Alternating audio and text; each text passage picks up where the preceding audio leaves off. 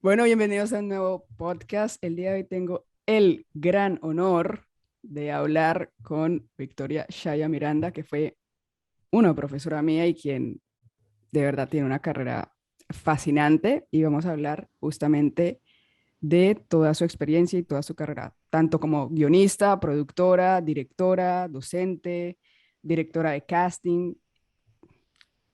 Tremendo. Bueno, yo creo que no te hago justicia con todo lo que has hecho, así que más bien tú resume, preséntate tú, porque yo no te hago justicia, la verdad. Bueno, no voy a tirar mi currículum así de una, pero sí, mi nombre es Victoria Chaya Miranda, lo voy a decir en orden de acciones, soy directora, guionista y productora. Digamos que me formé muchísimo en los dos primeros oficios, ¿no? Ejerzo mucho como script doctor también, que para las personas que no saben qué es curar guiones, ¿no? Recibís guiones y los curás. Y ahora en serialidad muchas veces recibo guiones que tienen un problema de personajes, de curva dramática, ¿no? Y los curo y los devuelvo. A veces sola, a veces con mi equipo, si es una serialidad. Eh, pero ejerzo sobre todo como directora y como guionista. Sí tengo una productora con mi socio que es Federico Brocheri, que se llama Inocencia Cero, y juntos también tenemos una visión de realización de alta calidad, no solo en imagen y en sonido, sino también en contenido, y ahí sí ejerzo como productora, yo haciendo la parte más como de showrunner, ¿no? Mi socio haciendo el fino, la parte más jodida, tal vez, o la parte más aburrida para mí, pero sí es verdad que creo que tengo como una capacidad como productora de mirar el contenido y sacarle la mejor manera de hacerlo, que eso también es producción, la producción es muy creativa, no es solamente como presupuestar y salir a ejercer, todo lo contrario, ¿no? Entonces es muy importante ahí que haya creatividad. Ese es un poco mi rótulo. Bastante extenso igual. Quiero hacerte dos preguntas para empezar, pero primero la primera. ¿Cómo, por qué decides volverte guionista, directora? ¿Por qué entrar al mundo del cine? Bueno, no lo decidí. Ok. Ese fue eso fue lo maravilloso, nunca lo decidí, cuando me pasó me estaba pasando. Eso es lo mejor de la vida, viste que cuando las mejores decisiones no las tomaste, te cayeron, esa es mi sensación. A ver, yo tengo una formación muy compleja, no es la habitual, digamos, por ejemplo, la gente estudia en una universidad de cine, se recibe y ejerce. Yo tuve una formación más integral y más fui buscando qué me interesaba. Mientras estudiaba psicología en la Universidad de Buenos Aires, que me iba muy bien y me gustaba mucho, yo desde mis 17 años porque crecí en la escuela de Hugo Midón, que es una escuela de actuación que fue muy conocida acá de pequeña, que se llamaba Río Plateado. Eso fue porque yo tenía muy mala conducta de pendeja, entonces, entonces me mandaban a hacer muchas actividades porque si no era muy destructiva. Eh, y eso hizo que estuviera todo el día haciendo, iba al conservatorio de música, iba a teatro, iba a canto, como que tenía una formación donde todo el tiempo mis padres se dieron cuenta que me tenían que mantener en movimiento para que se me gastara la pila. Entonces, cuando entré a la secundaria, mientras mis amigas a la tarde hacían nada, yo tenía 400 actividades.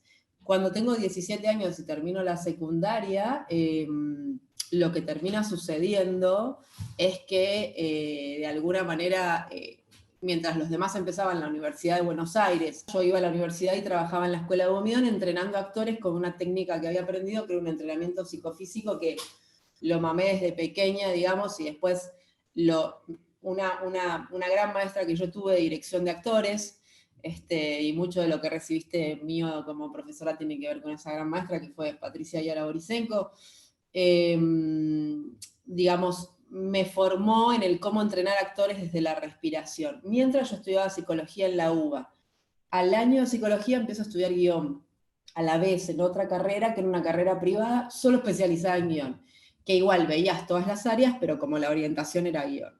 Duraba 4 años. Y me fascinó porque era como un terciario muy pequeño, pero muy profundo, que veías muchísima mitología griega, se llamaba, era guionarte, pero no el guionarte de ahora, sino un guionarte que duraba 4 años, que era una carrera como más integral. Después esta escuela de guionarte se transformó como en un lugar más pequeño, y de carrera más corta, digamos. Entonces en un momento me di cuenta que la psicología me gustaba, pero medio de manera autodidacta, y hubo un momento donde tuve que decidir, ¿no? Entonces, mientras entrenaba actores, entrené 10 años, por lo menos actores en la escuela de Hugo, y ya venía como siendo primero asistente y demás. Decidí dejar la Universidad de Buenos Aires, decidí dejar la UBA. Después volví, muchas veces volví. O sea, cada tanto volvía a rendir una materia, me peleaba con la universidad y me iba. Es muy freudiana y lacaniana la Universidad de Buenos Aires, y a mí me gustaba mucho Jung, me gustaban como miradas diversas. En ese momento, no es la UBA de ahora, estamos hablando de hace muchos años, de hace 20 años, en ese momento era otra universidad en concepto, ¿no? Y por hoy tenemos más perspectiva de género, es otro el plan. Así que después me formé en otra carrera donde me fui teniendo como maestros, y en el cine se usó mucho algo que también se usa en la música, que es tener como mentores, ¿no? Yo tuve mentores, tuve a Salvador Samaritano, tuve a Theo Kaufman, y gracias a Theo Kaufman, que fue asistente de dirección de María Luisa Bember, estudié dirección de cine en la Escuela de Cine de Ezeiza, donde además de estudiar dirección de cine, tenía la suerte y el privilegio de después irme a cenar con Teo y hablar de cine, y que él me anclara, ¿no? Me diera como esa seguridad que uno a veces de estudiante o de joven no tiene, o esos miedos que... y yo escribía mucho al principio y dirigía menos, y me acuerdo que él una vez me dijo, el día que vos decías dirigir, me dijo, no vas a parar, porque tenés como una facilidad innata.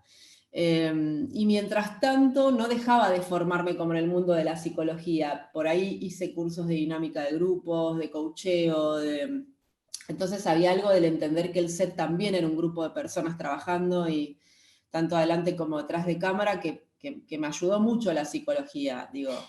Después me seguí formando en las áreas técnicas, había una escuela que se llamaba el CFP SICA, donde pasé por muchas áreas, por montaje, por animación, por foto fija, por áreas analógicas, por áreas digitales, para entender la industria, entenderla desde el poder pasar por otros roles, ejercerlos, y de alguna manera, a mí me gusta mucho el fierro me refiero al fierrerío industrial que tiene el cine, ¿no? Digo, los carros, los gimbal, los Panther, todas esos armatostes con los que trabajamos, a mí me fascinan, todo el mundo tecnológico de los lentes, los sensores, los calibres de sonido, ¿viste? Cómo laburar determinada calidad a la hora de plantar un sonido. Entonces, en ese sentido,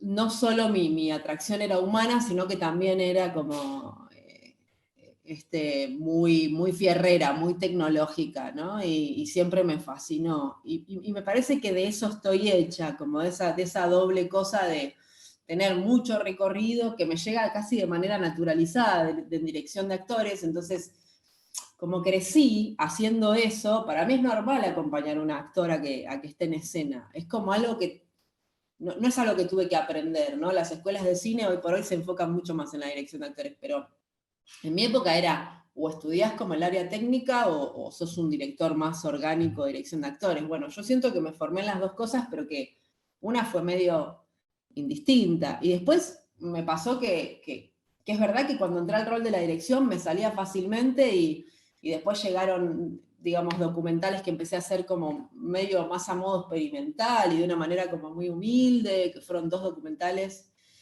de 60 minutos, y después casi largos algunos, uno un poquito más, y después llegó a Los Pies del Puente, y yo ya había hecho algunas cositas de cortometrajes, esas cosas que uno siempre hace antes, pero digo, me pasó eso, que cuando estaba siendo directora realmente para Los Pies del Puente, que fue como el primer trabajo como grande, cuando me di cuenta, dirigir me gusta, ya ejercí hace muchos años guión y todo el laburo de script doctor para Argentina y México lo venía haciendo, pero eso, me pasó que ya lo estaba haciendo, ¿no? Eso, viste, cuando algo te gusta, es como que te va siguiendo a vos misma a ver para dónde cae la cosa, y es real que yo me hago cargo también de que a la hora de dirigir, no soy alguien que tenga problemas de comunicación o de manejo de equipo, soy una líder, digo, siempre lo fui, ¿no? Tengo como esa capacidad organizativa y comunicativa, entonces eso también me vino como medio eh, orgánico, no lo pensé, quiero hacer esto y tengo que hacer un esfuerzo para ocupar el espacio, no, lo ocupé y lo ocupé. Buenísimo, o sea, te encontraste en el mismo camino, o sea, el mismo camino te abrió los Sí, caminos. fue difícil, digo, mi familia es una familia de científicos, de personas de la ciencia y muy importantes, digo, mis dos padres son figuras médicas y científicas muy importantes en la historia de la energía atómica en Argentina o en la historia de la investigación del CONICET, ambos han tenido como... Wow. Entonces, estudiar en mi casa, estudiar en la Universidad de Buenos Aires era un deber. En mi casa estudiar, o sea, no estudiar era como ser drogadicta, ¿viste? Tenía ese valor, era como muy grave, como, no sé, o robar, peor, porque la adicción de última... No estudiar era como robar, ¿viste? Como delinquir. Entonces, en mi familia el valor personal era formarse, y eso lo tenemos todos. Mis hermanos también se han formado mucho y demás. Pero dejar la Universidad de Buenos Aires y dedicarme al cine, para mis padres fue terrible, porque valoraban mucho la formación académica pública en Argentina, que es un gran privilegio que tenemos todos los argentinos y las argentinas, y querían mi título de psicóloga, licenciada en psicología, porque me iba bien, me era fácil, la verdad es que lo leía y lo comprendía, y digamos, no es algo que no pueda terminar, la verdad que siempre estuve cerca de terminarlo, pero nunca me interesó el título, porque había algo que era como, yo no voy a ejercer esto, y no me interesa demostrarle a nadie lo que estudio para ser mejor en el set, o lo que me interesa a nivel junguiano, ¿viste? O lo que me interesa de Melanie Klein, o lo que me interesa de todo lo que es la dinámica de grupo. Digo, lo aplico para el arte, entonces no le tengo que demostrar a nadie. Digo, si yo estuviera a cargo de la salud de otras personas, por supuesto que tengo que tener un título, pero habilitante y la formación correspondiente. Pero en este caso no tenía que rendir a alguien cuentas, ¿no? Entonces, eso fue muy duro y durante muchos años no hubo confianza en que a mí me fuera bien. Digo, yo para estudiar en los terciarios privados que estudié, como tenía ciertas materias de psicología metidas, trabajé en comercio, entonces hubo un momento donde tenía dos facultades y dos trabajos, y donde durante por lo menos 2 o 3 años dormí 4 horas, y fue así mucho tiempo.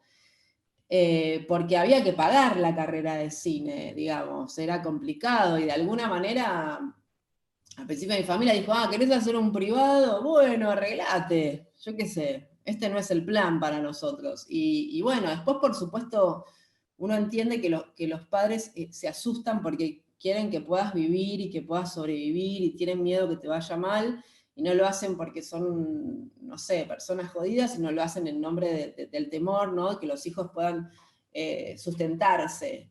Eh, Así que años después, muchos años después, mi mamá se convirtió en mi fan, fue mi fan número uno siempre hasta el día de su muerte, y mi viejo también, ¿no? Le costó un poco más, pero hoy por hoy nada, me siguen todas también, es como un groupie.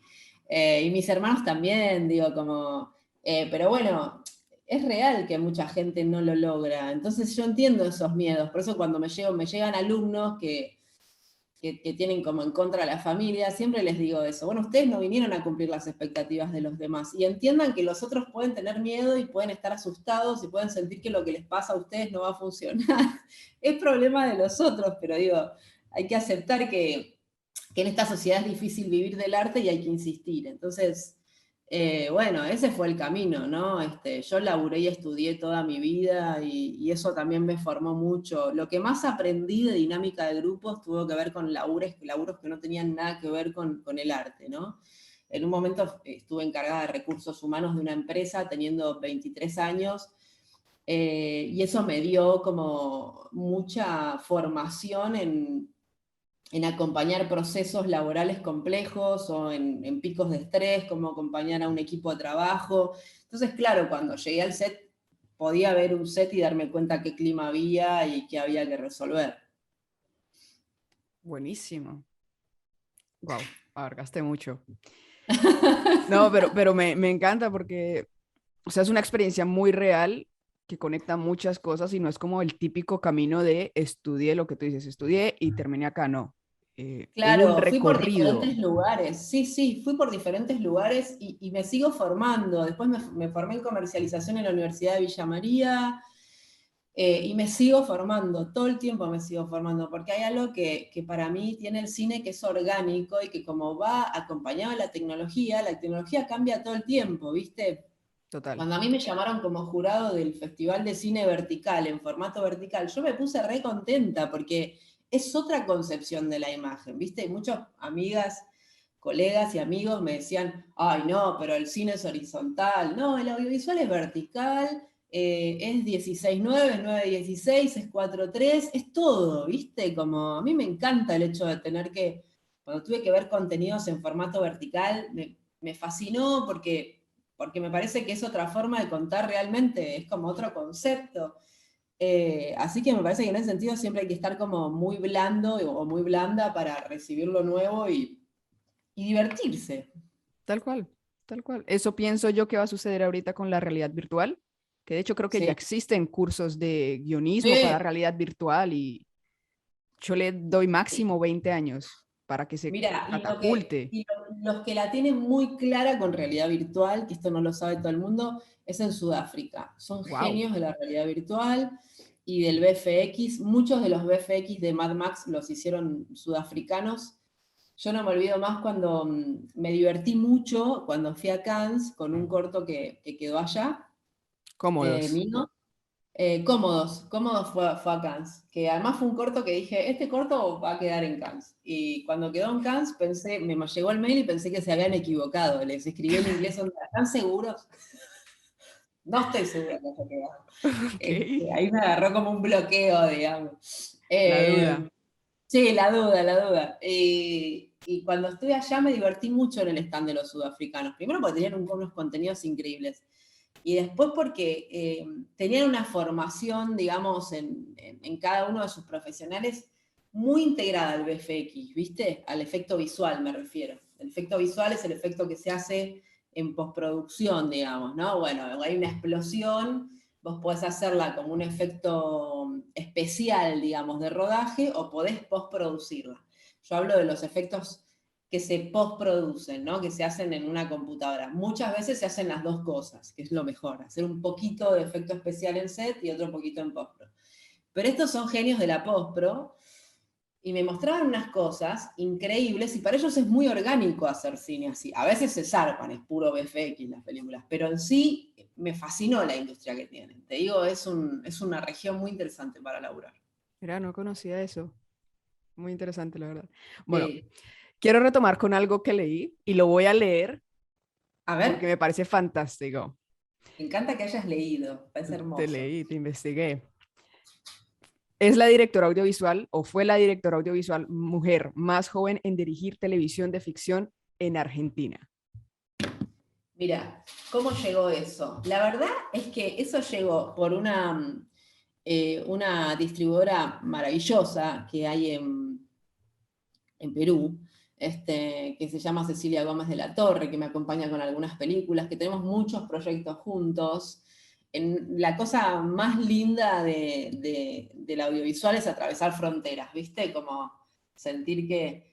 Y cuando estábamos hablando de mi carrera, una vez me dijo, ¿pero a qué edad dirigiste Los Pies del Puente? Entonces le conté. Y a eso se sumaba que yo antes, siendo una recontra pichona, por accidente terminé una jornada dirigiendo también televisión, siendo aún más chica, pero cuando yo le digo la edad, y ella hace cuentas y empieza como a buscar estadísticamente, me dice, wow, qué joven, no sé qué, para mí es demasiado joven eso, como no sé qué, y después lo hablo con un gran amigo que tengo, que es actor, que es Esteban Prol, y me dice, y empezó a buscar, él es muy buscador de datos, y de alguna manera, bueno, nada, terminó pasando que entre ellos dos hicieron estadísticas y me dijeron, sos la más joven en dirigir ficción en Argentina en ese momento. Ahora yo creo que debe haber un montón de gente, ¿no?, que a esa edad está dirigiendo. Pero es verdad, era muy joven, era muy, muy joven. Pero Es real. ¿cómo llegas a Los Pibes del Puente? No, Los Pies del Puente sucede por la ley de medios, por televisión digital abierta, que llamaron a concursos. Nosotros ganamos el primer concurso, y era un momento donde gente que no venía de la televisión tenía la posibilidad de dirigir televisión y dirigir ficción. Eso en otro momento era muy difícil. Y le fue muy bien a la serie, le fue muy bien. De hecho, ahora estaba pidiendo a Canal 7 que la vuelvan a pasar. Es una serie que tuvo mucho éxito, que me conectó con grupos de Florencio Varela que hacían cine los domingos en los barrios más vulnerables para salir de la droga. Me conectó con gente que hacía mucho trabajo territorial en villas y que empezaron a venir a mis estrenos como parte de mis invitados, porque eran la gente a la que yo también quería llegar, ¿no? Entonces, la verdad es que en ese sentido Los Pibes del Puente nos hizo atravesar fronteras. Y pasó eso con Los Pibes del Puente. La ley de medios propuso que es que vos puedas presentar tus proyectos y llegar a la televisión, ¿no? Y eso pasó, y bueno, concursamos, ganamos, codirigí con Pato Salinas Salazar, que fue alumno mío, y lo disfrutamos mucho porque fue un proyecto que tenía grandes ideas generadas por los dos guionistas, que era justamente Pato y Celeste Casco, y se conjugaron varias cosas, como la vida, que es muy sincrónica, ¿no? Entonces, se conjugó que yo 2 años antes había investigado el Paco en las villas, para un trabajo para lo que era en ese momento el Cenareso, que era como toda una especie como de departamento de investigación, para la prevención de las adicciones y de reintegración social para la gente que era adicta. Entonces, empecé a investigar el Paco en las villas. El Paco es la pasta base para el resto de Latinoamérica, que con la crisis de 2001 estalló en Argentina y empezó a generar estos chicos que estaban en este estado medio zombie por las calles. Entonces, claro, cuando yo entro a Los Pibes del Puente a dirigir, me conocía todas las villas de punta a punta y la gente adentro. Entonces, podía hacer un casting, no solo podía hacer un casting adentro porque conocía a la gente, sino que me había empapado de las problemáticas y de la atmósfera y de lo que pasaba realmente en ese mundo. Entonces, eso nos vino al pelo, porque había una plataforma conceptual de lo que está pasando socialmente en condiciones de un grupo de pibes, como los pibes del puente, que empiezan a duplicar cocaína, que lo tenía. Yo creo que eso también fue muy importante, fue sincrónico, ¿no?, con lo que el proyecto necesitaba. Claro, total. Y ya me respondiste algo, pero quiero profundizar un poco más en el hecho de, suele ser como una temática común tratar, por lo que tengo entendido, este tipo de mundos, pero al ser un mundo donde no necesariamente estamos conectados, porque no es nuestra realidad, ¿cómo uno evita en esos casos caer en un cliché o ser irrespetuoso con ese mundo o caer en los estereotipos o en la concepción que uno cree que no tiene nada que ver? Evitar el Gran juzgar. pregunta. Sí, gran pregunta, me gusta. Creo que hay dos cosas que tienen que pasar. Por un lado, vos no podés contar desde la otredad. No lo podés hacer. No te podés permitir eso. Por eso es muy importante investigar. Digo, investigar todo. Digo, me refiero a, yo voy a hablar del mundo judicial, tengo que hacer una recontra investigación, no solo de lenguaje, de formas de cadena de derechos, de cadena de poderes, no sé. Lo mismo sucede cuando si vos no venís de ese mundo y no mamaste los procesos de nacer ya con tus derechos vulnerados básicos, porque es así, en los barrios bajos lo que pasa es eso. En los barrios vulnerables lo que pasa es que un pibe nace y ya está en negativo, ya hay un asfalto que no hay, ya hay un agua potable que no está, ya hay peligro en la esquina de su casa, ya mataron a su primo, todo eso ya le viene, por ejemplo, ¿no? Todo como una ficción, lo estoy diciendo, pero a modo ejemplificador. Entonces, tenés que primero ejercitar la empatía, como una batalla que tiene que terminar con el día de tu muerte. Digo, ejercitar la empatía es parte del compromiso que tenés que tener como comunicadora o comunicador social si querés contar, ¿no? Eso por un lado. Y por otro lado, me parece que es muy importante para no hablar de la otredad, conocer, esto que te digo. Tenés que conocer qué es lo que está pasando en una vivencia así. ¿Viste? Igual que cuando querés acompañar a un actor o una actriz a un proceso, tenés que conocer qué mecanismos están operando en esa persona que vivió esas cosas. No es que para conocer tenés que estar en esa situación, ¿viste? Sino que tenés que investigarla no como una otredad, sino como que esas personas representan un paisaje que forma parte del tuyo, pero que hasta ahora no pudiste ver. Entonces, ahí cambia la cosa. Ahí no tiene que ver con la pertenencia o la no pertenencia, tiene que ver con la integración. Digo, yo siempre digo esto, pero yo después de hacer los pibes del puente, nunca más le saqué la mirada a un pibe de la calle. ¿Entendés? Nunca más, porque esos pibes son mi responsabilidad también, y son la responsabilidad de toda la sociedad. Y seríamos otra sociedad si todos pensábamos así, porque exigiríamos otro tipo de derechos sociales, digo, y las personas con situaciones vulneradas económicas no serían tan funcionales a este sistema económico que tenemos, tan despiadado. Entonces, en ese sentido es entender que hasta el asesino serial que querés contar, que es terrible, representa una funcionalidad para la sociedad. Ese asesino serial está representando algo que evidentemente en la sociedad aparece, entonces forma parte de tu sociedad. No es la otredad, claro, vos podés decir, pero yo no soy asesina, sí, perfecto, no sos asesina serial, se entiende, pero ese asesino serial es parte de la sociedad que vos también conformás. Entonces, ese asesino serial tiene algo de tu sociedad y tiene algo también del espacio dinámico al que vos perteneces. Entonces ahí salimos de lo bueno, lo malo, lo lindo, lo feo, sino que empezamos a entrar en qué está pasando. Y eso es lo fascinante para mí, que a través del audiovisual aparezca la reflexión y aparezca una mirada que ni romantice la pobreza, por ejemplo, como, ni la coloque como en la otredad, ni la estereotipe, ni la lleve un cliché. Para eso tenés que tener asfalto, te lo digo porteñamente, asfalto. Tenés que haber pisado la calle, tenés que caminar, tenés que patearla, tenés que hablar con la gente, te tenés que encontrar con otras miradas. Y esas otras miradas no te van a traer cosas amables, te van a traer un mundo bastante jodido. Me parece que ese ejercicio también hace que uno recorra la vida sin las orejeras del caballo, ¿viste? De una manera como más amplia.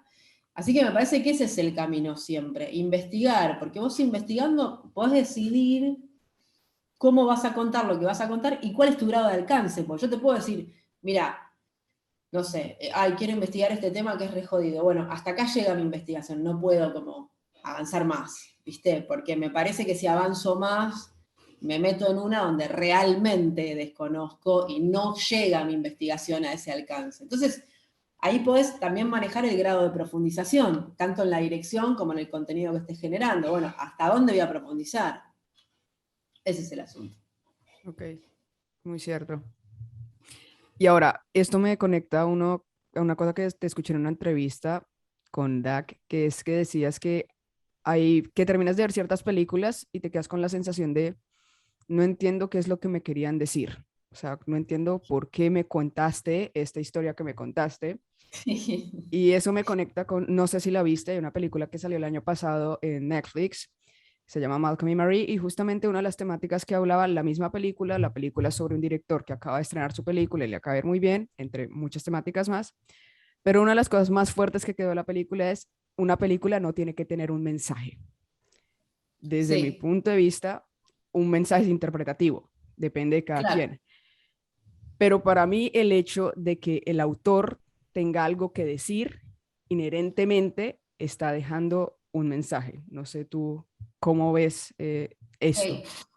Sí, A ver, se enlazan varios temas para mí. Para mí, quieras o no, todo contenido está queriendo decir algo. Entonces, hay dos opciones.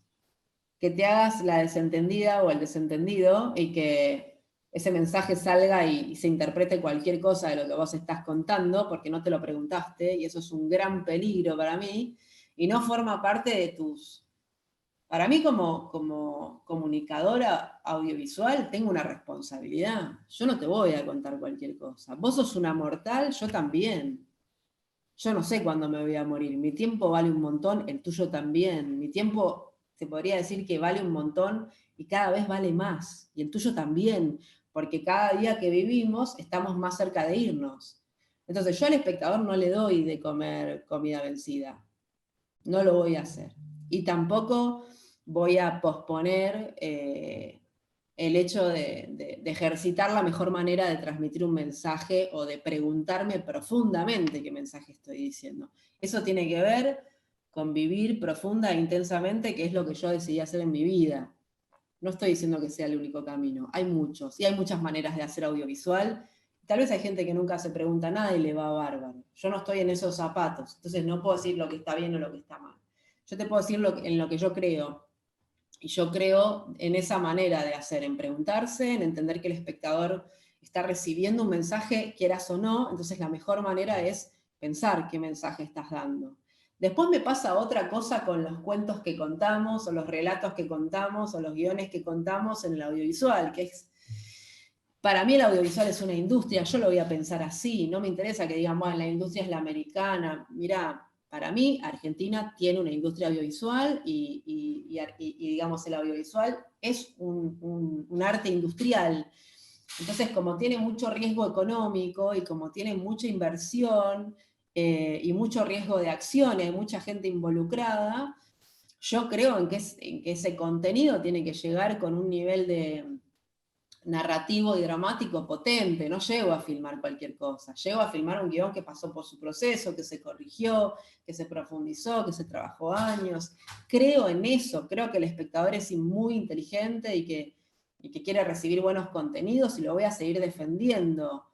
Si por eso la industria me acusa de estar cerca del cine americano, o los cronistas me odian porque no sé, porque dicen que, no sé, lo que sea, la verdad que es problema del que ve, o sea, del que critica lo que yo hago, y a todo el mundo le puede no gustar lo que hago, digo, es como el gusto y disgusto, sobre todo es respetable, lo voy a seguir sosteniendo también. Entonces, ¿qué decirte? Me parece que yo, a mí un poco como colega me indigna cuando veo películas que realmente están contadas de una manera re poco potente y donde de alguna manera hay un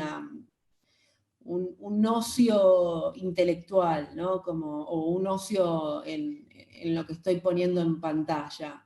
No sé, para mí no se pone cualquier cosa en pantalla, para mí no le das de comer cualquier cosa al espectador, y para mí, para hacer una película, tenés que tener eso claro.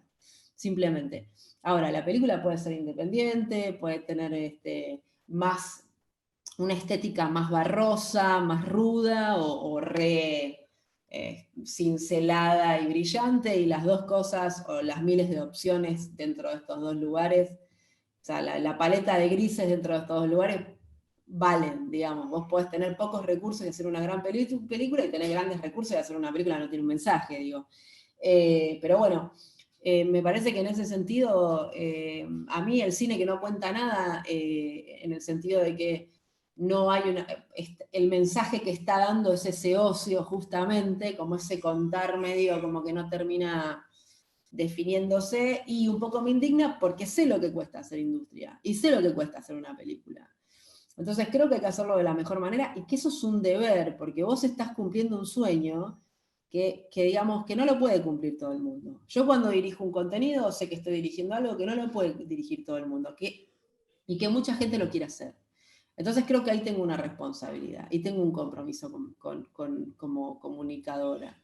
Entonces sí creo que tiene que tener el pensamiento y el compromiso de, no hago esto así, esto no es una performance que haces en una esquina, es mucho más complejo, requiere muchísimos que se den muchísimos engranajes de relaciones, de inversión, de desarrollo de contenidos, tenés que contar con mucha buena suerte para hacerlo, entonces es muy difícil hacer audiovisual. No podés darte el lujo o hacer la chantada digamos, de no pensar y no reflexionar como comunicador de qué estás contando, eso creo. Estoy completamente de acuerdo y comparto esa misma visión, porque normalmente estamos bombardeados de contenido mucho más comercial, mucho más digerible, mucho más de entretenimiento, y el poder llegar a hacer lo que tú dices, contar nuestras historias, poder dirigir, es algo que no le sucede a todo el mundo. Es muy difícil de hacer, sobre todo cuando hablamos de cine independiente, más que todo aquí en Latinoamérica, aún más. Sí. Entonces, a mí lo mismo, me indigna que se trate como con esa superficialidad y no estés valorando lo que significa poder contar tu historia. Me sucede eso a mí. Sí, también me parece, Valen, que en ese sentido, ahí sí creo que me diferencio un poco. Yo aprendí mucho del cine americano. A mí hay muchas cosas del cine comercial y de entretenimiento americano que me encantan. Para mí hay cine pochoclero que está súper bien guionado y que son clases de guión y de industria. No me divorcio para nada, me encantan muchas películas comerciales y aprendo de mucho cine americano y he estudiado mucho cine americano y así como me gusta el cine coreano, el cine francés, el cine italiano, me gusta el cine americano, lo de recontra defiendo y recontra defiendo que un contenido puede ser artístico y de entretenimiento. O sea, yo creo en la comunión entre ambas cosas, a diferencia por ahí de otras miradas, que es como, no, bueno, si haces entretenimiento no puede ser artístico, puede ser artístico. Digo, el entretenimiento es la consecuencia de determinadas curvas narrativas y de determinados procesos de género y demás, pero digamos, no me divorcio para nada digamos, del pochoclo, porque creo que hay grandes películas que además formaron mi ojo, digamos, ¿no? Como yo crecí, por suerte, con un papá que me llevaba a ver cuando tenía 9 años Kurosawa, ¿no? Qué sé yo, Iosu. Es como, viste, era muy chica y había aprendido a ver y a entender el ritmo de Kurosawa. Pero, pero por otro lado, viste, no sé, ver Volver al Futuro, viste, era una locura también. Y es un cine recontra bien guionado, y es un cine recontra pensado. Y es un cine que amo. A mí me encanta ese cine y lo haría 1000 veces. Entonces, no creo en el concepto artístico de que porque es arte no tiene que tener un compromiso narrativo o no tiene que contar una historia. No. Tenés un deber con el espectador. Contá una buena historia, loco. Y si no, no cuentes nada. Eso es lo que yo creo, Claro, digamos, si estuviéramos en un bar, digamos, y vos y yo debatiendo, ¿no? Te diría eso. Mira, si te da lo mismo, si es un ocio así, snob, no cuentes nada, no cuentes nada. Haz claro, una claro, performance en la esquina, que la gente pueda como... tal cual.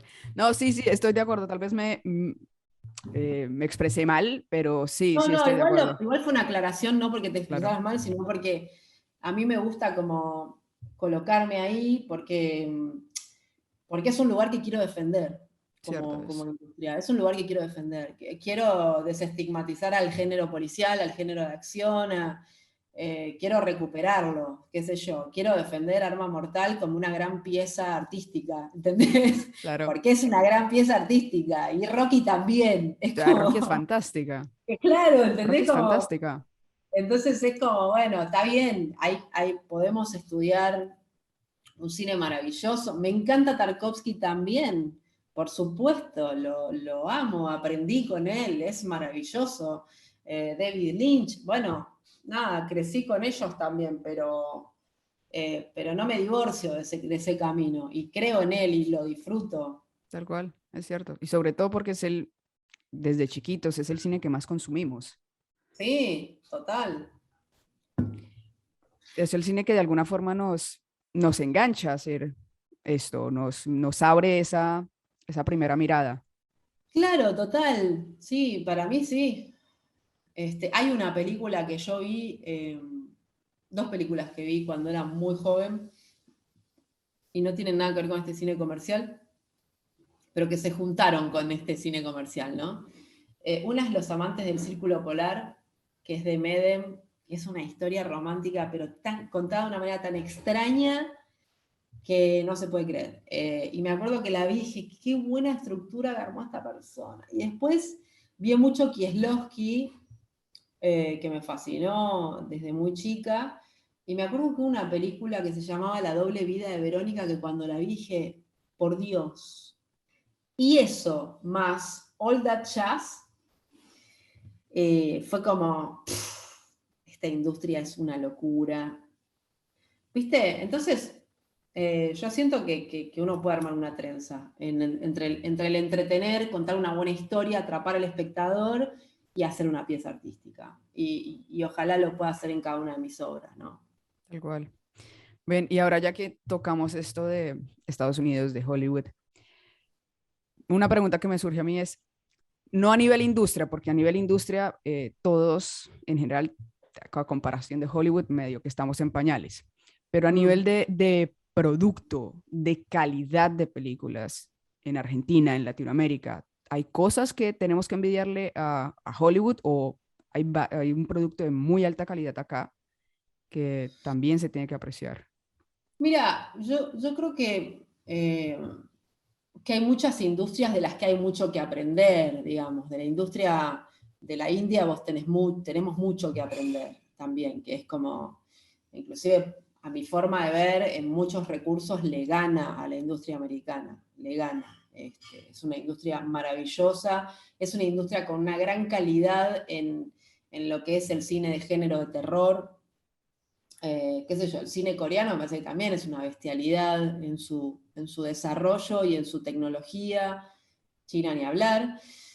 Eh, pero me parece que lo que pasa en el cine latinoamericano, y ahora sí me pongo como en general y rompo fronteras, porque me parece que es algo que, por supuesto, hay determinadas regiones que tienen una industria mucho más pequeña que la Argentina, y lo sé, y hay otras regiones que tienen una industria mucho más grande que Argentina, como México, y también lo sé, ¿no? Pero creo que lo que siempre pasa en Latinoamérica, sacando regiones muy potentes como México, y en ocasiones Colombia, que se va potenciando cada vez más, pero sacando México, que por ahí es como el que más tiene esa infraestructura, creo que siempre lo que nos pasa es que no está el dinero que tiene que estar para que una película se distribuya y se finalice con los niveles de tecnología con los que contamos, ¿no? Entonces, ahí es donde la industria latinoamericana empieza a atar con alambre, como decimos en Argentina, y es como, bueno, no llegamos acá, atamos, no llegamos acá, atamos, no llegamos acá, atamos. ¿Qué es lo que termina pasando ahí? Y que la película se lastima, porque vos tenés determinadas cuestiones en las que necesitas inversión para que la película sea efectiva. Y todas las películas argentinas llegan a su estreno, o la mayoría, sacando las comerciales o las que tienen grandes coproducciones internacionales o las que ya son alianzas con plataformas, sacando esas películas, ya llegás con como se dice en Argentina, con la lengua afuera, ¿viste? Ya llegás sin recursos a estrenar. Sin recursos no hay forma de hacer una distribución, un diseño de comercialización efectivo. Entonces, ¿qué pasa? Tenés una gran película que no tiene los fondos para comercializarse. Ah, bueno, me puedes decir, pero podés conseguir un inversor que invierta en tu calidad comercial. Sí, pero tal vez no estuvo al principio del proceso y ya vio cosas que hubiera hecho o hubiese hecho diferente y ya no aporta o no invierte en tu película. Entonces tu película es una gran película, es una gran lata, como diríamos cuando hay fílmico. Es un gran contenido que no tiene el proceso de distribución que se merece. Entonces esa película no llega al espectador.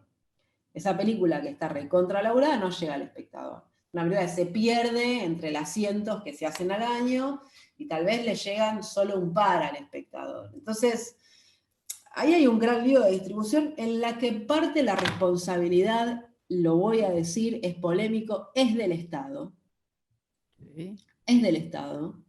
Porque las industrias se defienden a nivel nación y el proceso de distribución y comercialización en Argentina es lamentable. O sea, el diseño de distribución está hecho para que no te vaya bien si no tenés una inversión. Realmente está hecho lastimando el proceso que necesita una película. Entonces realmente hay que replantear ese proceso de llegada al espectador.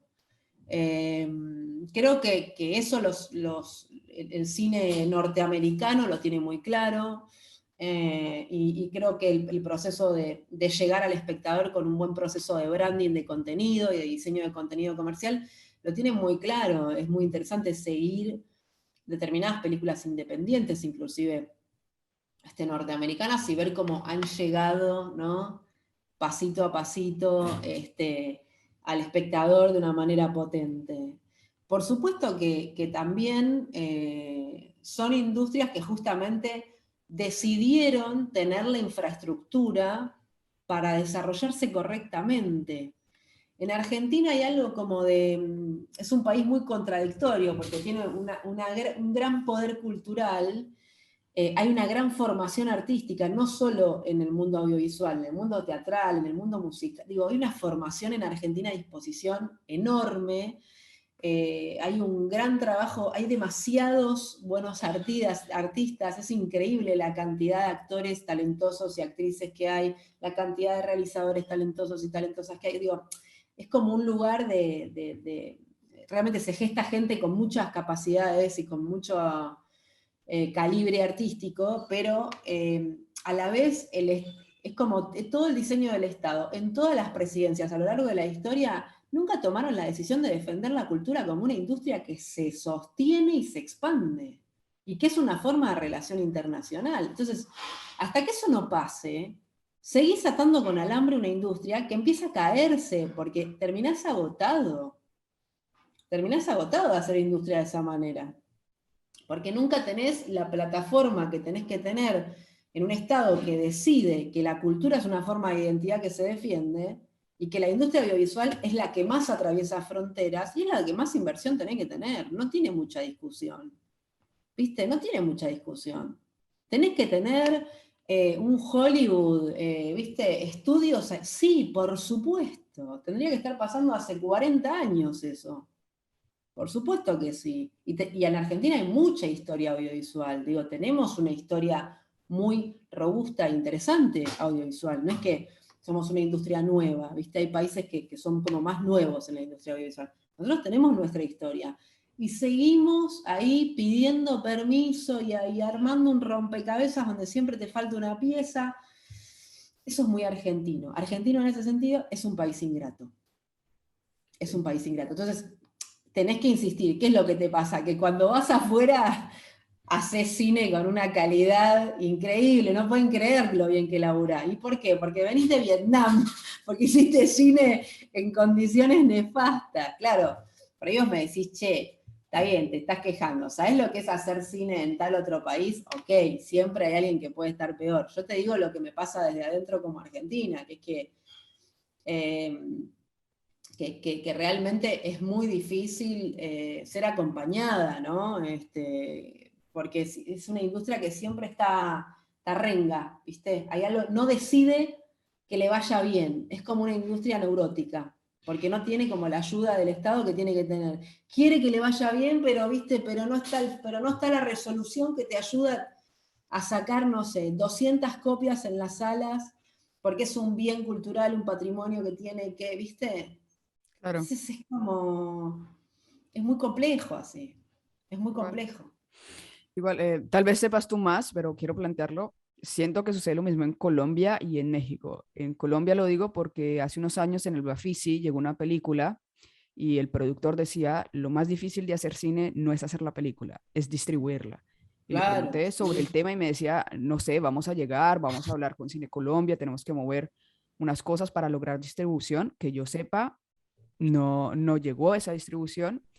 Y en México me decían lo mismo, hay un montón de películas que a menos de que seas Michel Franco, no vas a conseguir una distribución mucho más grande, que quedan como en eso que tú dices, en el olvido y son de una calidad excelente, pero como no llegan a los cines importantes, porque sí pueden llegar a los cines independientes, quedan justamente en ese olvido Y con esto doy paso a lo que estábamos hablando un poco antes, que lo quiero tratar, que muchas personas piensen que su cine nacional sea una basura, sea una mierda. Bueno, por un lado te tiro lo de la comercialización y distribución. Colombia lo que tiene es que cada vez está teniendo como más fondos para hacer. Entonces, está creciendo. Sus fondos son mucho más notables, digamos, que los de otros países. Después creo que no conozco los problemas de distribución que afronta Colombia. No quiero hablar de eso si lo desconozco. Son 50 millones de habitantes aproximadamente en Colombia, parecido acá, que somos 40 y pico millones, 40 y pico de millones. Entonces, me parece que en ese sentido el problema de comercialización y distribución es un problema no solo latinoamericano, es un problema no solo argentino, sino latinoamericano. Digo, realmente es muy difícil llegar al espectador porque no está hecho el circuito comercial para que eso suceda. Y no está diseñado desde la legalidad,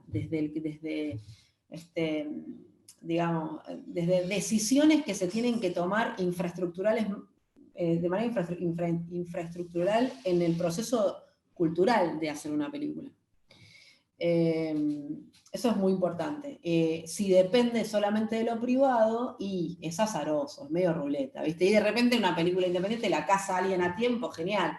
Pero además imagínate que somos todos normales. ¿Cuántas películas puede analizar alguien que distribuye y comercializa a gran escala? ¿Hasta qué punto va a ver tu película independiente? Si tiene otra más grande, con más infraestructura. ¿Entendés lo que te digo? Como ahí Claro. hay todo un lío. Por otro lado, las plataformas nos trajeron esta cosa de la masividad. ¿Qué querés? ¿Llenar, no sé, 30 salas del cine o llegar a todo el mundo a través de una plataforma en un día? Bueno, eso es una decisión re compleja de tomar y tiene que ver con lo que a vos te pase. Yo creo que el destino siempre es llegar al espectador. Ahora, hay que ver qué querés hacer con tu película. Y hoy por hoy tenemos una democracia en la comercialización y distribución muy grande, que son las redes. O sea, yo puedo hacer un camino paralelo, no jugando con grandes monopolios de comercialización y distribución, y hacer una muy buena jugada de crowdfunding, y hacer una muy buena jugada en redes, y hacer una muy buena jugada en YouTube, y gol, y lo hice, y se va a empezar a hacer cada vez más, porque ya las generaciones que me siguen a mí lo van a terminar de entender a esto. Yo mi primer película que recorrió todo el mundo la hice por el método crowdfunding, y recorrió todo el mundo, y me conocieron por esa película, inclusive más que por Los pies del puente. Entonces, en ese sentido, ¿qué es eso que llaman amor? Y la hice sin plata, fue todo recurso en especies. Wow. Camiones, equipamiento, más el crowdfunding, que fue un éxito. Pero digo, hoy por hoy es como, desde lo social hasta lo artístico, tranquilamente vos podés encontrar recursos de financiamiento que sean diferentes. México es otro caso. México, hablando de habitantes, son 3 veces más habitantes que Argentina. Es una industria mucho más grande. El nivel de realización que tienen mucha más cantidad de gente haciendo. Entonces es lógico que haya muchas cosas que queden ocultas. Con respecto a los latinoamericanos o a los argentinos odiando el cine argentino, a los colombianos odiando el cine colombiano, tiene que ver con el proceso de colonización, que es como no defender la identidad, ¿viste? Como que lo otro siempre es mejor. Y en ese proceso, en parte, eso que le pasa al espectador de, bueno, el cine argentino es una porquería y yo no veo mi cine argentino porque es una porquería, tiene que ver con esto que te digo, con grandes problemas de distribución. Porque si al espectador le llega realmente en su pantalla de televisión facilidades para ver contenidos argentinos, en su cine facilidades, y si realmente hay un proceso de distribución potente de cine argentino, va a conocer otro tipo de industria que no son solo por ahí, qué sé yo, un espectador común en el año, con suerte, no pensando en pandemia. ¿Cuántas vio? ¿10 películas argentinas con toda la suerte? 5, 5. Yo creo que 10 es un montón. 5. El espectador promedio, 3 al año. Y bueno, y por año se hacen 300. Y ni contar las independientes. Entonces estamos hablando de un 1%. Pero eso es responsabilidad de la distribución. Vos no podés culpar al espectador de eso. El espectador vio 3 películas. De esas 3 películas le gustó media, porque le gustó una, de ese 1% que es la producción nacional. ¿Lo vas a culpar al espectador? No le está llegando, es como tiene la góndola vacía. Tiene 3 productos. No le está llegando el contenido. No lo podés culpar. Hay un problema anterior. Eso es política de Estado. Claro. Eso tiene que ser política de Estado. Es como anterior el problema. Claro, ¿qué pasa? Che, veo cine argentino y no me copa. Afuera, además el espectador que le gusta el cine y que quiere consumir su cine, el cine de su lugar, tiene que salir a buscarlo. Al Malva, al San Martín, al Gumona, ¿viste? A la Lugo, ¿viste? Hay que salir a buscarlo al cine que te gusta. O al cine que querés conocer. Ese es el problema también, que es como, no es que está fácilmente a la vista, hay que salir a escarbar. Eso es muy lindo también, digo, tiene su cosa laberíntica y bohemia, ¿no? Ir por Buenos Aires rastreando que hay, tanto de cine como de teatro, pero, o no sé, o conciertos y recitales. Eso es como en la pimienta de Buenos Aires, pero de todas maneras, me parece que no se lo puede culpar al espectador, el problema es anterior, hay una arteria rota ahí que hay que reparar y que tiene que ver con qué queremos darle a nuestra sociedad, qué queremos contar, porque el audiovisual es la construcción de la identidad de un país. Es así de grande. Entonces, ahí hay una decisión que es política y económica.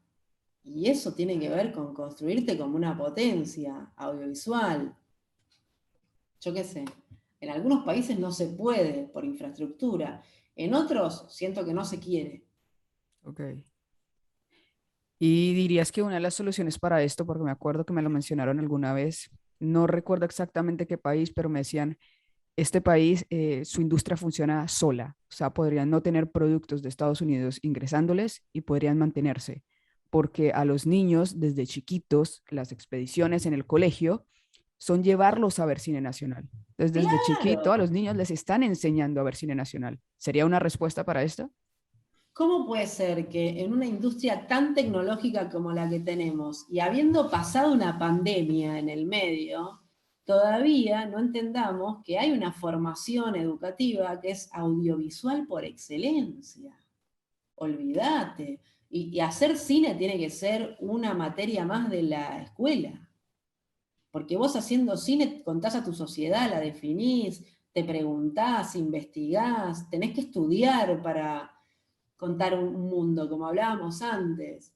Entonces es como, el audiovisual sigue siendo un lugar como pensado como o para una elite o como un lugar como medio fabril, industrial, lejano, tosco, ¿no? Entonces, escúchame, vos haces audiovisual con tu celular todos los días. Cuando te filmás un video, lo subís una historia. Todos los días estás haciendo audiovisual en formato vertical o en 4:3, todos los días. Entonces, eh, ¿cómo puede ser que en la formación a vos no te hayan dicho, que vos sos una generación mucho más joven, por ejemplo, che, vamos a preguntarnos qué estás diciendo cuando haces este video? ¿Viste? Cuando empezó la pandemia yo estaba dando clases en el SIC, después dejé de dar clases, hoy por hoy no tengo como la disposición horaria para hacerlo, pero cuando empezó la pandemia yo daba Dirección 3, que es una materia del SIC, que es una escuela que quiero mucho, y yo les empecé a hacer series web como formato de serie web con huevos. Ok. Los personajes eran huevos a los chicos que... Y se armaron unos relatos que me encantaron, o sea, como... Y cuando les dije, bueno, vamos a hacer contenido con las cosas que tenemos en casa, vamos a hacer contenidos con huevos. Cuando los dije me miraron como diciendo, esta piña piró, ¿no? Pero no sabes qué divertido que fue y qué bueno que estuvo, porque ellos tenían como que generar un contenido que uniera muchos espacios como si fueran uno, tenían como que esconder que eran varios espacios. Entonces digo, la verdad es que todos los jóvenes, más que la adicción a las redes, tienen la posibilidad de crear con sus celulares. Y eso también tiene que ser un derecho en los lugares más vulnerables. Vos tenés que tener un aparato en el que puedas crear, en el que puedas buscar conocimiento. Hoy por hoy podemos buscar conocimiento en la red, podemos formarnos gratis en la red, eso está buenísimo. Entonces, eso se enseña, porque si no lo que yo siento es un mundo mucho más grande que el mío, donde no puedo aprender justamente, tomar lo que me está dando la sociedad en medio de su toxina y bardo, tiene un montón de cosas nutritivas para darnos a nivel contenido. Entonces, hay que aprender a tomar, ¿viste? A absorber. Y eso es algo que se tiene que dar desde la formación pequeña. Si no, voy a estar siempre en la resaca de lo que quiero conocer, no en lo que quiero conocer. Entonces sí, total, es como, es formativo, te enseñaron que tu país no va, ¿viste? Y que hay una otredad mucho mejor. Y la desconoces, absolutamente. Desconoces de dónde venís, y hasta no te dieron el permiso de contar tu versión de dónde venís. Entonces Claro. imagina, tenés toda la tecnología a disposición, pero no tenés el empoderamiento como ser humano para avanzar. Sí. Fuerte, bastante fuerte, la verdad. Sí. Bueno, ya como para ir terminando, que me interesa esto que comenzaste a hablar de la pandemia, ¿cómo dirías que la pandemia afecta a la industria? O sea, ¿qué decisiones se tienen que tomar a partir de esta pandemia?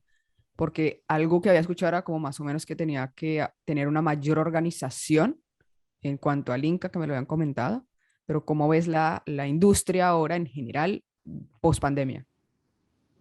Bueno, en la pandemia se ha demostrado que la industria no, digamos, no fue defendida digo, apenas comenzó la pandemia, podríamos haber generado contenidos remotos. Yo creo que al mes de comenzar la pandemia, si querés, tendría que haber salido una resolución para generar contenidos remotos. Remoto quiere decir que yo puedo ir a tu casa, o ir a una locación desinfectada, instalar las cámaras, generar la conectividad hacia mi casa, punto, se acabó el juego. Y yo estoy desde mi casa, el DF desde su casa, el director de arte de su casa, remoto, completamente remoto. Tenemos toda la tecnología para hacerlo. ¿Por qué no lo hicimos? Te lo pregunto a vos. ¿Por qué no lo hicimos? Porque no hay inversión, porque no hay disposición, porque no se considera un valor. Y las sociedades del mundo no estallaron y no entraron en desastres porque había contenidos audiovisuales. Si no, nos hubiéramos matado a tiros, Sí, hubiéramos salido. Así de importante es el contenido audiovisual. La gente cierto. se sentó a ver películas. Y en Argentina pasó algo de lo que yo estoy orgullosa, que es que la sociedad argentina, pasando por situaciones económicas gravísimas, porque se fundieron pymes, el 40% de las productoras audiovisuales argentinas cerraron, porque es muy difícil tener una pyme en Argentina, defendió la democracia. En ningún momento se puso en jaque que esto tenía que pasar, que era una pandemia, que era más grande la sociedad, se la fumó, se la bancó, como muy dignamente. Entonces me parece que el pueblo argentino estuvo a la altura de las circunstancias, completamente. Ahora, lo que no está a la altura de las circunstancias son las políticas audiovisuales. No están a la altura de los profesionales que somos, definitivamente. Lo afirmo con toda mi seguridad. ¿Por qué? Y porque de alguna manera se necesitaban políticas que protejan el trabajo de la gente en una industria que, que, que vive de sí misma, que es freelance, que vive de generar, y se necesitaban contenidos. O sea, había un espectador hambriento. Hoy por hoy generamos mucho más contenido que antes de la pandemia, porque nuestro espectador cambió, porque nuestro ojo cambió, porque hay un nivel de consumo mucho más amplio, porque hay otro concepto del vivir, del trabajar, del sostener relaciones, cambió en nuestra sociedad. No vuelve a ser la misma nunca más. Y audiovisualmente el espectador es otro, tiene otro ojo, tiene otro músculo en el ojo para mirar. Entonces, se necesita muchos más contenidos y no se estuvo a la altura de las circunstancias y todavía no se está a la altura de las circunstancias. Porque todavía Argentina sigue estando en una cosa donde el instituto no está a la altura de los contenidos que hay que generar y de la cantidad de contenidos que hay que generar, no está a la altura de la distribución, no hay un sistema industrial de distribución diseñado como corresponde. Y eso que tenemos una ley de cine que es muy interesante, pero no se aplica. porque tiene un montón de resoluciones que de alguna manera la lastiman a esa ley. Y a la vez es una ley que requiere un gran trabajo y que ahora se está haciendo un planteo de repensarla, de cambio, porque al tener tantos cambios tecnológicos tenés que repensar qué estás planteando como proceso de realización, distribución, comercialización y desarrollo. Entonces, seguimos teniendo los mismos problemas que antes de la pandemia, mucho más ahondados, con un aparato cultural que no responde a lo que la industria puede responder y a lo que todos los profesionales argentinos y argentinas podemos hacer. Me parece que es eso, me parece que ningún partido político estaba a la altura de las circunstancias y de lo que necesitamos como industria cultural, y eso es una pena enorme, porque está toda la potencia, todas las herramientas, todos los recursos, un montón de gente con ganas de trabajar y capacitada, y lo que no está viendo es ese diseño que tiene que ver con una voluntad política de pensar diferente la industria audiovisual. Claro. Pero eso va más allá de la misma industria, de los mismos... Lo que hizo la pandemia fue ser un microscopio, ¿viste? Okay. Entonces, lo que ya fallaba se rompió. Okay. Lo que, ¿viste? Y eso le pasó a todos, digo, lo que te estoy diciendo a nivel industrial pasó a nivel vincular. ¿Viste cuántas separaciones hubo en pandemia? Sí, sí, Se sí. pudrió todo. Se Separaciones aceleraron los y procesos. embarazos también, Embarazos, ¿viste? Todo lo pendiente, plum. tal cual. Sí, sí, Para sí. bien y para mal. Entonces, me parece que pasó lo mismo a nivel industrial. Creo que yo soy muy optimista, a mí me gusta el cine de todo el mundo, lo intento mirar, intento aprender lo que están contando con sus recursos, con sus posibilidades, intento llegar, a veces tengo que, no sé, ¿viste? Quiero ver una película, me acuerdo algo que me pasaba en Perú, que es que quería ver ciertas películas de la industria peruana que sabía que eran buenísimas y que me las habían recomendado, y había visto los trailers, estaba fascinada, y tuve que ir a buscarlas. Los que tenían las mejores copias Wow. eran como los locales pirateados de los mercados, esos donde compras un montón de chucherías. Sí, sí, sí. Bueno, ellos tenían las mejores copias de la industria peruana, ¿viste? Wow. ¿Entendés?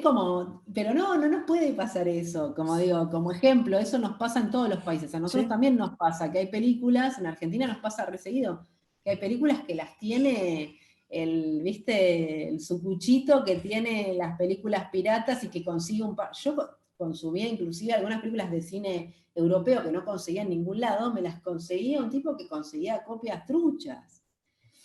Entonces es un garrón estar así, ¿viste? Como, no te digo que vamos a lograr un ideal de 100%, pero en el medio pasan décadas de que eso no se resuelve. claro. Entonces, es momento, es hora. Las plataformas de streaming, a contrapunto de lo que pueden llegar a pensar muchos de esta industria, vino a decirnos, tenemos que generar mucho más contenido, hay trabajo para todos, salgamos a hacer, hay infraestructura y hay dinero, porque dinero hay, ¿vale? No es que no hay. Entonces, lo que no hay es la infraestructura adecuada y de alguna manera el consenso legal, infraestructural y político para aplicar las regulaciones que se tienen que aplicar para ser la industria que somos y que no estamos ocupando ese espacio, Logrando porque ser. en potencia lo somos. Lo que Sí, no logramos es en acción. sí, sí, sí. Y yo lo decía alguna vez y me pasó el año pasado. Una actriz me decía, para mí los mejores actores son los argentinos. O sea, no entiendo cómo hacen para actuar como actúan. Y otro señor que fue durante mucho tiempo actor, fue director guionista, de hecho su debut fue en una película de Gaviria, no me acuerdo cómo se llama en estos momentos la Ajá. película. Me decía, los mejores guiones son los argentinos, el talento que hay allá es una cosa increíble. Y lo están viendo Sí, desde ojo, otro yo me he lado, encontrado con grandes talentos, viste, en de todas partes México, igual. Venezuela, hay unos realizadores de Venezuela, unos postproductores de sonido, digo, unos músicos, viste, Latinoamérica está llena de arte, de cultura, de diversidad, es una maravilla lo que aprendés mirando cine de todo el mundo, pero los latinoamericanos tenemos mucho que decir y tenemos una resistencia que ejercer. Por eso te digo que entrar en el mundo comercial de la industria es un modo de resistencia, porque es un modo de visibilización. Tal cual. Como, che, acá estamos, ahora. Yo te dejo esta pregunta a vos y a tu generación a las que siguen. ¿Es realmente que no está la capacidad para que seamos industria o no está la voluntad de que lo seamos por otros intereses políticos? Yo estoy de acuerdo, me sucede lo mismo, porque ¿Entendés? Es como, ahí hay una decisión que es, voy a ocupar el espacio como industria. ¿Viste? estoy de acuerdo, estoy de Eso es una acuerdo, decisión política. estoy de acuerdo. Bueno, ya para ir cerrando, esta me genera curiosidad. ¿Qué es una pregunta que no te han hecho o algo que quisieras hablar y no has podido hablar porque no te lo han preguntado, no has tenido el espacio? Piensa como Ah, directora, como guionista, en una película tuya, en una historia tuya. por suerte me han hecho, generalmente, no siempre, pero me han hecho buenas preguntas. No sé, ¿eh? ¿Qué no me han preguntado? Eh, no sé qué no me han preguntado, te juro. Tal vez muchas veces, o sea, pocas veces, siempre me han preguntado como qué proyectos tenés a futuro, o, pero pocas veces me han preguntado, como viste, ¿qué preferís, esto o esto? O si tuvieras que elegir. eh, y algo que hablaba con una colega, y que lo puedo decir porque no me da, me decía, ¿qué preferís que tus películas, como, qué preferís hacer una película como que recorra muchos festivales clase A y que sean como consagración artística o hacer una bomba, tipo una película de Marvel? ¿Viste? O sea, ¿qué preferís? Me dijo. ¿Cannes o Marvel? Yo le dije, qué difícil. Yo le digo, mira, prefiero una de Marvel tan buena que vaya a Cannes, ¿viste? O sea, como, y qué sé yo, a mí me gusta el cine industrial, el cine gigante, yo lo consumo, lo disfruto, lo considero algo que me interesa y que tiene su mensaje político. Amo los festivales y amo recorrerlos y los valoro porque cada uno además tiene su mirada y he aprendido mucho de ese encuentro con otros. Eh, pero bueno, pero me declaro mi afinidad también a hacer películas. Digo, mi sueño es poder hacer el cine de género, de acción, histórico, ¿viste? Como me encanta el cine que podemos contarnos, o las series, ¿no? Donde podés contar el 1400, ¿viste? O esos lugares, esos espacios históricos distópicos, tipo de Handmaid's Tale. Es como, son lugares donde digo, qué bueno dirigir esto, esos lugares de gran producción y de gran infraestructura que te piden un mundo muy alejado al tuyo, por eso te hablaba de una de Marvel, ¿viste? ¿Qué sé yo? O de DC Comics, donde, bueno, superhéroes, donde, ¿viste? No es algo que es tuyo, es como, bueno, tenés que medio entrar en una estética. Claro. Eh, me copa, me parece que ahí hay un gran desafío para contar y que finalmente el audiovisual te tiene que divertir, ¿no? Tenés que estar ahí habitando en lo lúdico, y más allá de la responsabilidad social que hablábamos y de toda la parte más como seria. eh, a mí me gusta divertirme cuando dirijo y cuando escribo, y digamos, hasta cuando trabajo a pedido, o sea, que me contratan para arreglar un guión o para escribir un guión o para escribir una Biblia, me comprometo a, de alguna manera a divertirme y a estar habitándolo, ¿viste? Si no, no lo agarro al laburo, lo dejo pasar. Ok. Listo. Y dos más. ¿Cuál sería la lección más importante que aprendiste en toda tu carrera? O una de las más importantes siendo directora, siendo guionista. Que, que hay que ser fiel a uno o a una, que yo se lo digo siempre, tanto a los alumnos que tengo y que he tenido, como como a colegas cuando los veo en ese estado. Nunca te compares, nunca te compares. Me parece que ese es un error grave. Mi cine no es comparable con el cine de otra colega, son diferentes y son respetables. ¿Viste? Yo aprendí mucho a respetar, hasta los contenidos que no me gustan, que nunca haría, con los que no estoy de acuerdo.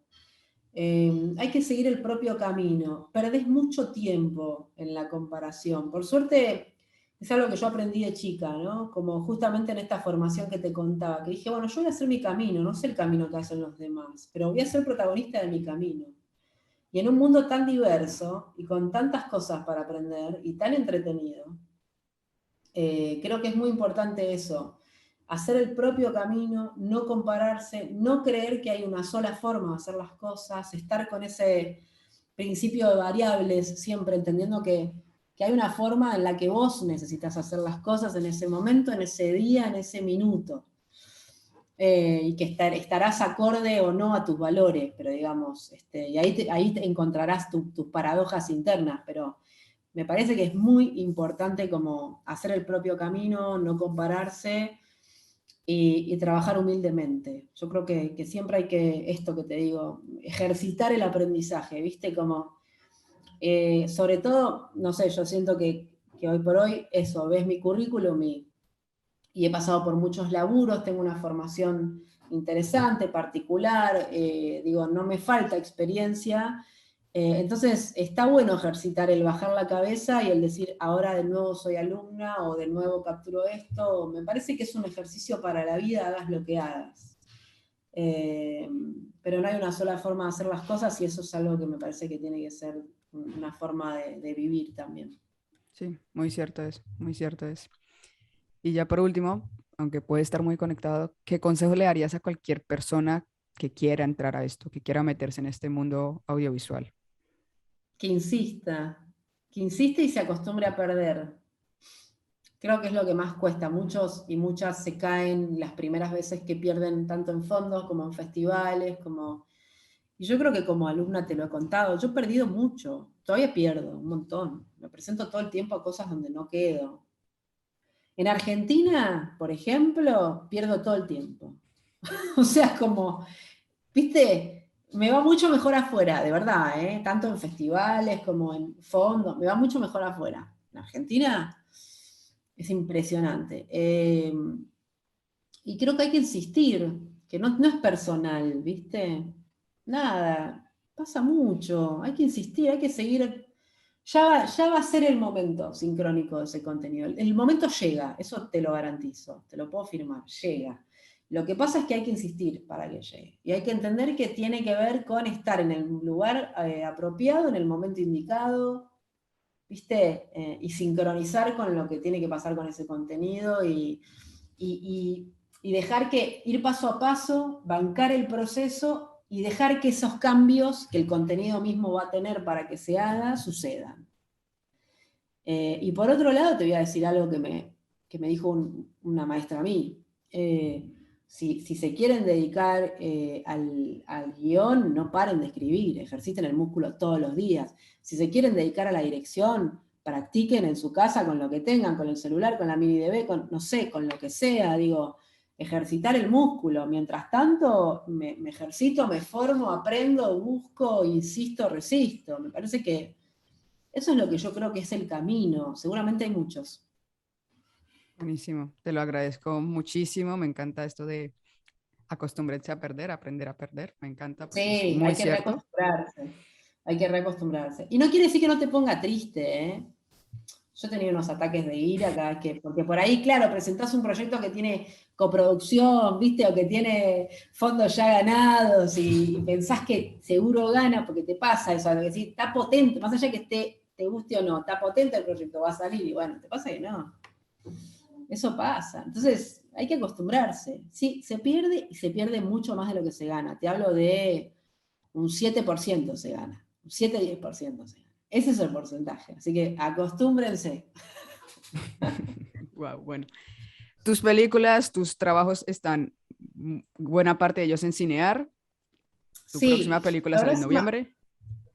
Lo habrás imaginado, está escondida, porque se estrena en el FICIP, ahora en el Festival de Cine Político en Argentina, que es selección oficial, y vamos a las salas de cine. Nosotros teníamos la posibilidad de estrenar en muchísimas salas, haciendo por primera vez un estreno comercial muy grande con esa peli. Vino la pandemia, knockout ese estreno. Eso es, a veces hay que tener buena suerte y no siempre uno la tiene. Y lo que pasó es que la escondimos un poco, con motivo de algunas regulaciones, estuvo muy poquitas semanas solo en la plataforma Cinear Estreno, pagando un fee y demás, y la sacamos, ni la dejamos que vaya a televisión, ni la pusimos ahora en salas con la capacidad limitada, porque estamos en algunas transacciones con 2 plataformas viendo a cuál vamos. Entonces, es por eso que está escondida la peli, pero va a estar en el Festival de Cine Político en octubre, noviembre, en las salas del festival, así que estén atentos. Buenísimo, Chaya. Muchas, muchas gracias, de verdad. Lo disfruté mucho y me hiciste reflexionar unas cuantas cosas. Qué bueno, esa era la idea. Me alegro mucho, Valen, un placer hablar con vos. Me gusta mucho este proyecto, así que avanti, para lo Muchas que gracias. necesites. Ya lo sé.